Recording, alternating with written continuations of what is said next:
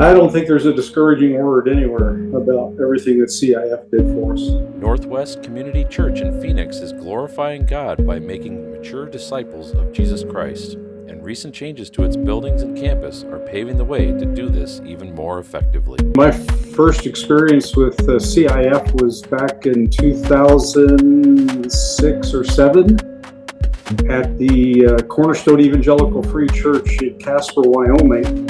And so when the need arose here for another expansion, I suggested that at least one of the companies we ought to talk about for the capital funds campaign was CIF. The focus was a new kids ministry building, a reorientation of the field that the kids would play on, and then a vast expansion of the foyer. One of the things we wanted was a place that would be welcoming for people even during the week. Our campus is kind of backwards. When you come onto the campus, it's like you're coming onto the back of somebody's house, and you would have to try to find your way around to the front. So by redesigning all of that, it really changed the feel and the direction for new folks. They put in some nice patio and walkway areas that led into the central focus point. We have a campus that is multiple buildings rather than one large structure. And one of those structures was just hopelessly outdated.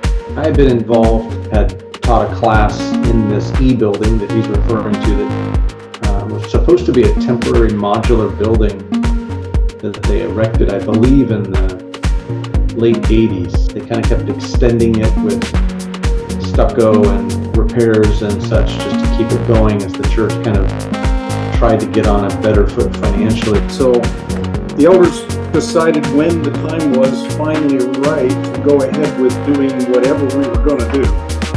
And so that began the ball rolling with, well, you got to have your financing in place, and you're going to need a capital funds campaign to do that. And so some of my past experiences kind of kicked in then and started down that road. The experience from start to finish was really very good for the church. And I've noticed two things. People come to church earlier than they used to, and they stay longer when they leave.